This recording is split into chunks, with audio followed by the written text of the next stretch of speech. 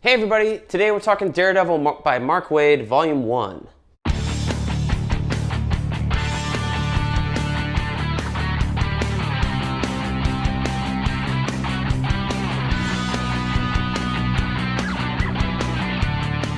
Hey everybody, welcome back to BK's Bullets. As always, I'm your host, Brent, and today we're talking about my favorite Daredevil run.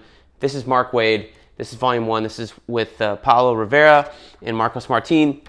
This particular one collects Daredevil 1 through 6. Oh gosh, what year was this? 2015, I think. So maybe 14 or 13 is actually when the issues were coming out. So about 10 years old by now. It does not feel 10 years old. That's what I love about these comics. These comics are timeless. So we've been away from Daredevil on the channel for a while. We read Bendis' stuff. We read Who Is Next? Brubaker. We read Diggle. We read Shadowland. And we went, ugh, gross. Now we're coming back to Daredevil. I remember at the time I wasn't reading this in singles, but I remember reading interviews talking about it, saying like Mark Waid wanted to bring the swashbuckling back to Daredevil, and boy did he. If there's nothing else about these first 6 issues here, it is what I would consider swashbuckling if I knew exactly what that term meant.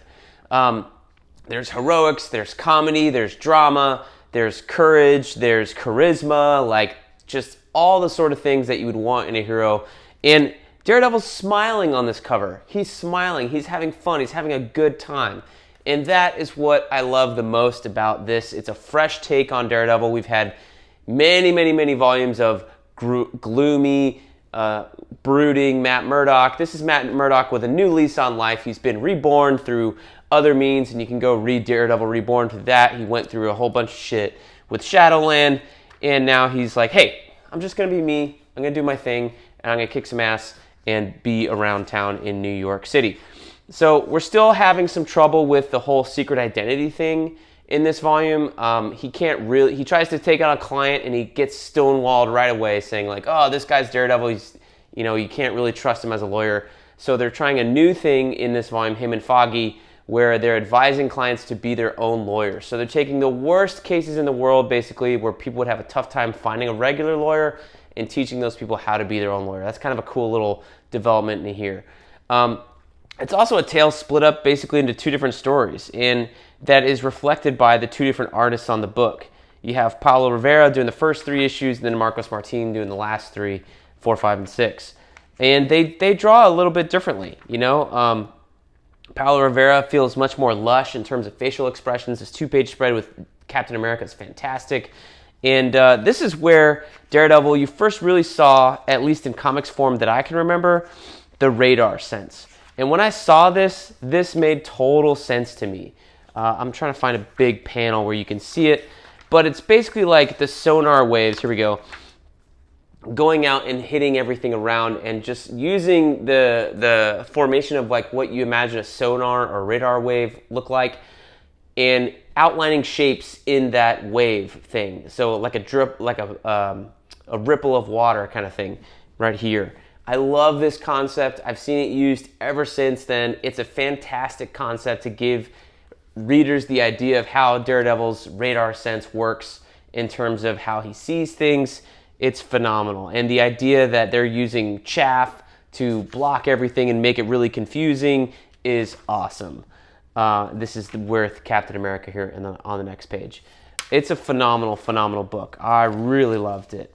We haven't really set up any big things going on yet. You have a battle with the Maggia and the gangs.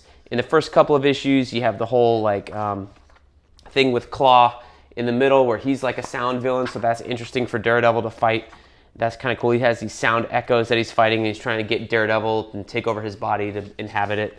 That's kind of science booky fun, or comic booky science fun. And then towards the end, you have more of the lawyer stuff that just kind of, you're focusing on cases that Daredevil's lawyering and how Daredevil interacts with those cases as a lawyer. And they're not one and done per se, but they're almost self-contained. And that's fun, instead of a big 4-issue arc kind of thing. But what I will remember, now that I'm reading it, this thing right here, this Mega Drive, it's called the Mega Drive, but shaped like a Fantastic Four suit, right? I think they use it for something else. It will come into play later in the run. I do remember that. I think the crossover with Punisher and Spider-Man has to do around this Mega Drive. So we are kind of setting up stuff in the future of the run, but immediately right away, this is just a fun little 6-issue, like, you know, bunch of stories, and they're so much fun. If you have not read Mark Waid's Daredevil, please go pick it up in whatever format you can find it in. I think they just reprinted the 2 omnibuses. There's one with Marcos Martin and Paulo Rivera in volume 1, and then Chris Samney jumps on the 2nd volume, which is the 2nd omnibus, I believe. Because altogether there are, 7, 8, 9, 10 trades of this Daredevil run. So it's a phenomenal, phenomenal run. We're going to have a lot of fun reading it here on the channel, I know. I think I've read most of this already a couple of years ago, but I'm loving rereading this as we go through there.